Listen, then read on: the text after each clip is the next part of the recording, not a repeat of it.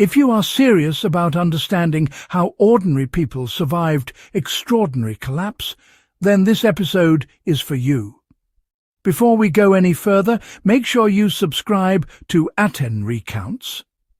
During the Second World War, survival was not abstract. It was soil, seeds, ration cards, and relentless hunger. Governments could collapse, supply chains could vanish overnight, but crops in the ground were something you could still control. What you're about to hear is not romanticized nostalgia. These are crops that fed nations under siege, sustained prisoners of war, and kept civilians alive through bombing, occupation, and blockade.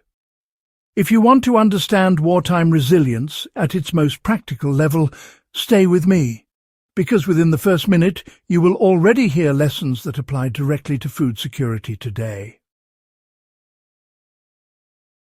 Why wartime crops mattered more than weapons in daily survival. World War II proved that calories, not ideology, determined who endured. Across Britain, occupied Europe, the Soviet Union, and parts of Asia, civilians were ordered or forced to grow food in backyards, bomb craters, schoolyards, and balconies. These crops were chosen for one reason: reliability. They grew in poor soil, required little fertilizer, stored well, and delivered real nutrition. The same logic applies today if you are planning for long-term resilience rather than hobby gardening. Potatoes became the backbone of wartime calories. Potatoes were the single most important civilian survival crop of the war.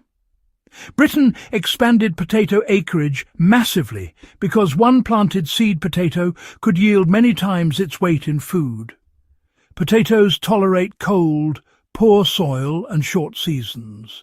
Families stored them in cellars or pits layered with straw and earth. Practically speaking, anyone applying this lesson today should learn trench storage and staggered planting so harvests are not lost all at once.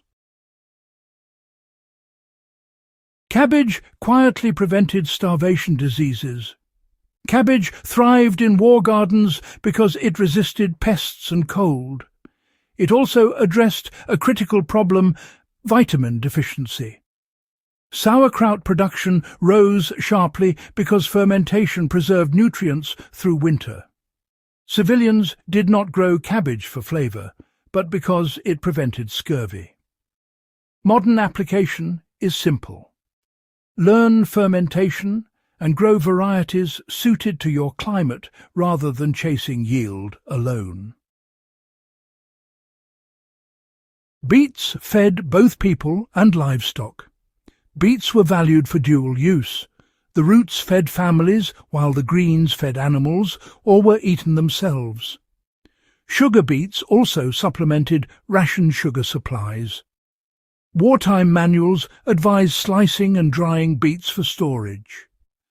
Today, this teaches the importance of crops that serve multiple roles and reduce dependency on external inputs.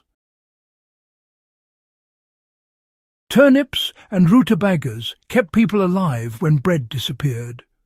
Turnips and rutabagas were unpopular but essential. In Germany during World War I and again in World War II shortages, rutabagas replaced bread entirely for months. They grow fast, tolerate frost, and store well. Modern survival planners should take note. Taste is secondary to reliability under stress. Carrots supported vision and morale under rationing. Carrots became famous in Britain not just for nutrition, but propaganda. They were promoted to support eyesight during blackouts. Carrots grow densely, store well in sand, and thrive in cooler climates. The lesson here is morale matters.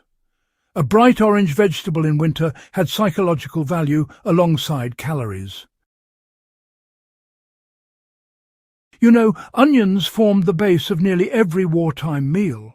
They were absolutely indispensable because, well, they improved bland food and could be stored for months when cured properly.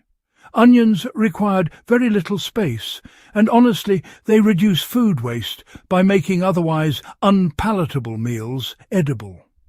Any modern application really should include curing techniques and proper airflow storage. Peas and beans, they replaced meat protein during the war. Dried peas and beans were critical protein substitutes when, let's face it, meat was scarce. They also fixed nitrogen in the soil, which improved yields for future crops. Families, they saved seeds religiously. Today, the takeaway is rotational planting and, protein independence through legumes. Barley and oats. Well, they sustained civilians when wheat failed. In many regions, wheat imports just collapsed. So barley and oats replaced bread and were turned into porridge, soups, and flatbreads. These grains tolerate harsher climates and shorter seasons, which is quite important.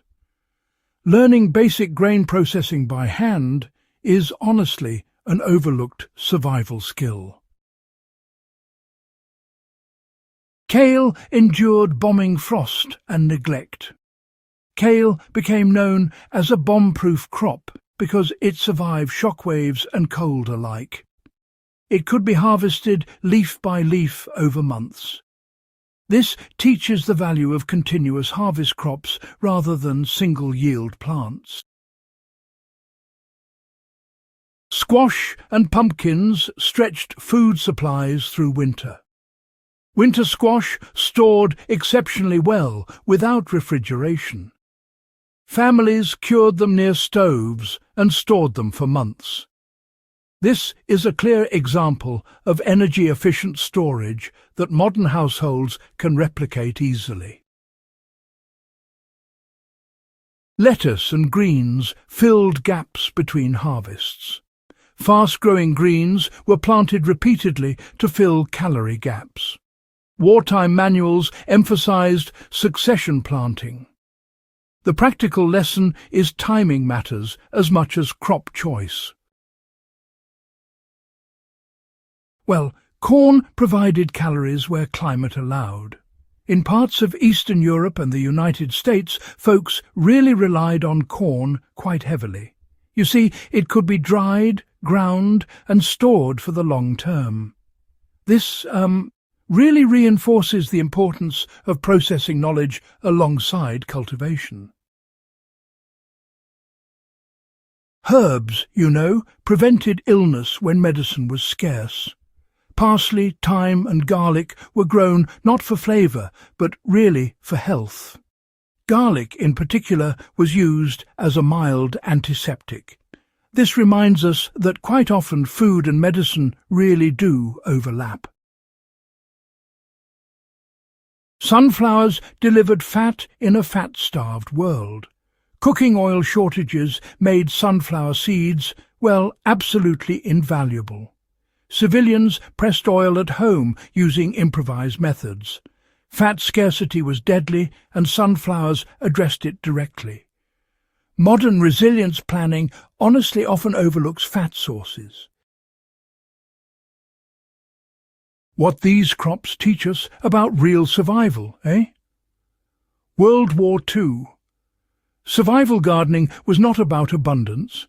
It was about consistency, nutrition, storage, and, of course, adaptability. These crops were chosen because they worked when everything else failed. If you apply these lessons today, start small, prioritize storage, save seeds, and grow what survives, neglect as well as care. If this kind of grounded, serious history matters to you, do subscribe to Atten Recounts and share this episode with someone who still thinks survival is, just theoretical. The past already tested these ideas under fire.